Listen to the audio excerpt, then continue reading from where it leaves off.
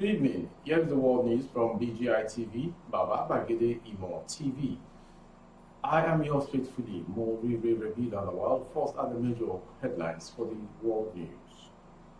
Get your PVC ready. Ambode charges youth. Moby man, 28, the files 5-year-old nursery girl. Female Muslims must not be harassed for wearing hijab, marking their one schools, heads of agencies. Why Tinubu will succeed Buhari as president at the moment, Jibril. Coast clear for Lekon Balogun to become Olubadan as court dismisses suit. We didn't endorse Yaya Bello for president. Northern can. Hoodlums invade Lagos church, attack pastor, guards over land dispute. African Union suspends Burkina Faso after military coup. That's coming from the foreign. And sports. Morgan slams Mikel Arteta for publicly humiliating Aubameyang. Now the news in detail. As the 2023 electioneering takes shape, former Lagos State Governor Akinwumi Ambode has declared that the youth are coming. Ambode said these amidst the mixed feelings that have trailed the declaration of the national leader of the All Progressive Congress APC, Asiwaju Bola Ahmed Tinubu, for presidency of Nigeria. Some Nigerians have raised the issue of age to disqualify Tinubu as a potential candidate of 2023. It was not clear what Ambode, who has fallen out with Tinubu, has in mind when he declared his preference for the youth. In a post on his verified Twitter page at Akinwumi Ambode, the former Lagos governor has reiterated that the power is in the hands of the youth, asking them to get their permanent voters card. He said the youth are coming, the power is in their hands. Go and get your permanent voters card PVC ready. Your future is now. Ambode also expressed delight for the overwhelming endorsement of his contribution to the growth of Lagos State. Daily Trust report that Ambode was denied a second-time ticket by the ruling APC after allegedly falling out of favor with Tinubu, which paved the way for the emergence of Babajide Sanwo-Olu as the then APC candidate. Ambode is yet to announce his next political move. Abdullahi Adamu, an Adamawa State resident, has confessed to defiling a 5-year-old schoolgirl. Currently remanded in a movie prison, the alleged pedophile admitted to abusing the nursery pupil by luring her with biscuits. The 28-year-old Abdullahi, who is of Ongwong Magina in Mubi North local government area, lured the girl into an uncompleted building where he defiled her. It was learned on Tuesday that Abdullahi, who is a neighbor to the little girl, accosted her while she was on her way home after school. He allegedly asked the little girl to accompany him to get biscuits for her from a nearby shop, where he got her into an uncompleted building. The incident got into the open after Abdullahi and the girl were sighted coming out of the uncompleted building by neighbors who suspected something fishy and decided to act. They took the little girl to Mubi General Hospital, where it was found that she was raped. When it was arraigned before Chief Magistrate Aminu of Chief Magistrate Court 2 in Mubi, the defendant pleaded guilty to the offense. Still on the world news, Governor Seyi Makinde of Oyo State has warned residents against harassing any female Muslim for wearing hijab. The hijab is a veil or scarf usually worn by female Muslims to cover their head and other parts of their body in public. Daily Post report that some Muslim women and students had been molested by authorities of their schools or agencies on the basis of their hijab. A recent case is that of a female student who was harassed in class at the Ladoke Akintola University, Maute of Bomosho.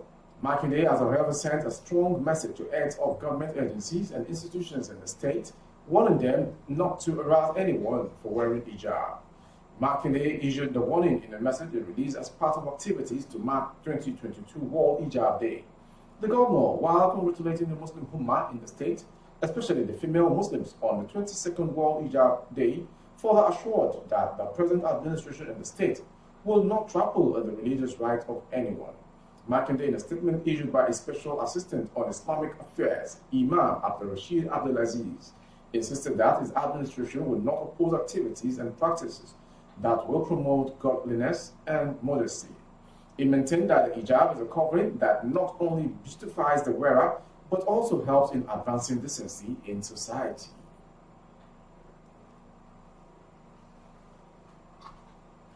Former chairman, House of Representatives Committee on Appropriation, Abdulmumin Jibril, has named former Lagos State Governor Bola Ahmed Tinubu as the next president of Nigeria. According to him, Tinubu will surely succeed President Muhammadu Buhari, adding that the All Progressive Congress APC's national leader is the best candidate from the party to come 2023. Jibril said that just as Muhammadu Buhari was fielded and won the 2015 presidential election, so shall Tinubu beat all opposition to claim the party's sole ticket and win the election. The former Lagos State Governor and Senator had a few weeks ago made his intention to run the presidential election public. Tinubu declared his interest after a closed-door meeting with the President Buhari at a state house. In 2015, PMB was ahead of all the APC presidential aspirants. He was fielded and he won. In 2023 race, Alhaji Bola Ahmed Tinubu is ahead, qualified, competent, and clearly has the best chance, Jibril tweeted. He will be APC candidate. He will win the presidential race and get the job done, God's grace. The latest member of the APC to declare for the position was a former governor of Imo State, Senator Rochas Okorocha. Okorocha announced his intention on Wednesday in a letter to the Senate President, which was read by Ahmed Lawan at the state plenary. Moving forward to a royal battle, and Oyo State High Court has dismissed the suit challenging the consent judgment that nullified the promotion of Ibadan High Chiefs as Obas under the late Senator Abiola Ajimobi-led government in the state. The government cleared the coast for the appointment of Lekan Balogun as the new Olubadan of Ibadan. The Punch report. Controversies had surrounded the nomination, appointment, approval, and announcement of Oba Lekan Balogun was the next in line to the throne as the new Olubadan. In a bid for Lekan to be appointed, Oyo State Governor Seyi Makinde asked the kingmakers to discontinue the case. The High Chiefs promoted Obas were in court to challenge the consent judgment, which set aside the Gazette that recognized them as Obas. Chief Judge of Oyo State, Justice Munta Abimbola, gave the verdict as sitting at Court 1 of the Oyo State High Court, according to Radio Nigeria. The Punch had reported on Monday that Lekan Balogun and other members of the Olubadan in council were crowned Obas in 2017, have written to their lawyer, Kunle Shobaloju, to withdraw their case challenging the consent judgment on their elevation from High Chiefs to Obaship status. Multicom on the world news from the northern part this time.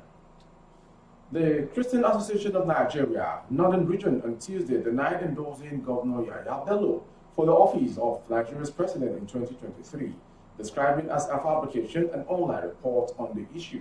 The Christian body stated that no candidate was endorsed by the CAN leadership in the 19 northern states and Abuja during its extraordinary meeting in Abuja last weekend. In a communique of the meeting, signed by the Public Relations Officer of Northern CAN, Chaplain Jerchonia Gilbert, the Apex Christian group stated that its members belong to different political persuasions. Hence, it was unthinkable for CAN to have adopted a sitting governor who is not even a flag bearer of any political party as its candidate for the 2023 presidential elections. The communique read, the strategy meeting is to collect reports from the various zones concerning the security situation in various states that make up the zone with the aim of helping the leadership of Northern CAN in making a bold statement to the nation concerning the worrisome security challenges in the north. We pray for Nigerians to close ranks for the purpose of defeating the enemies of Nigerians, especially those killing in the name of religion, those kidnapping for money, and those breaking our women across the country. We must unite and stand together to stamp out this evil from our nation.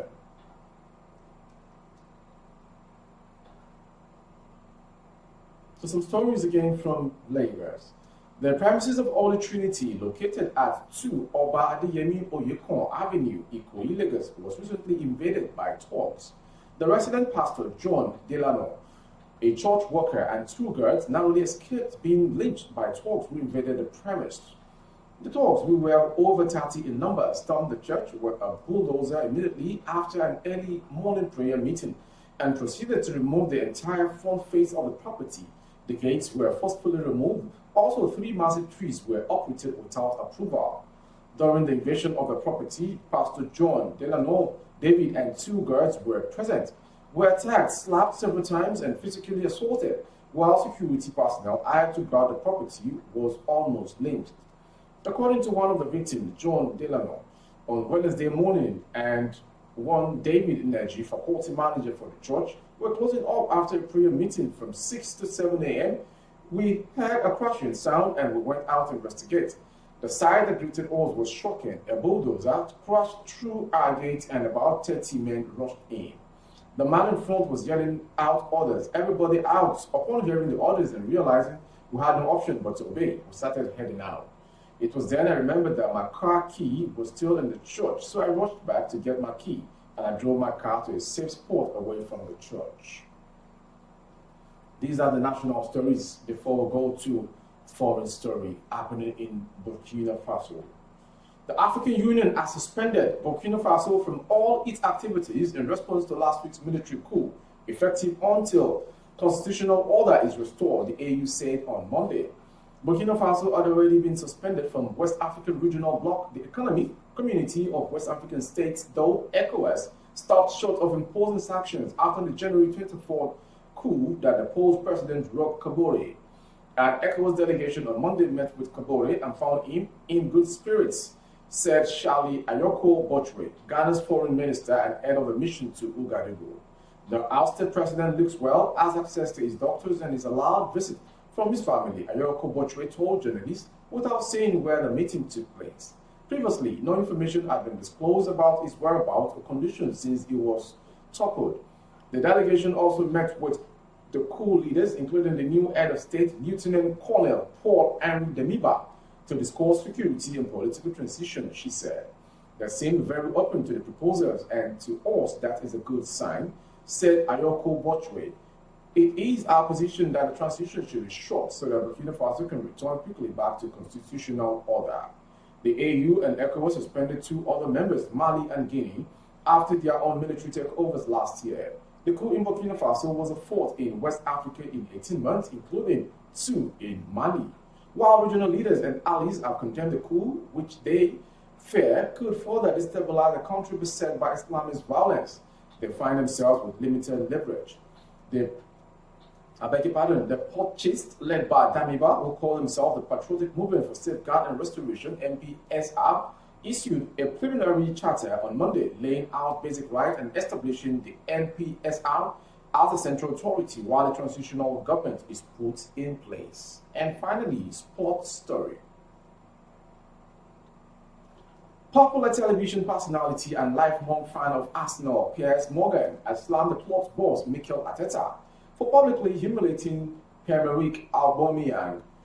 Morgan also wished the Gabonese would depart the Emirates Stadium for Barcelona last night, good luck. The 32-year-old Gabon international is one of Arsenal's greatest goal scorers after netting 92 times in 163 games.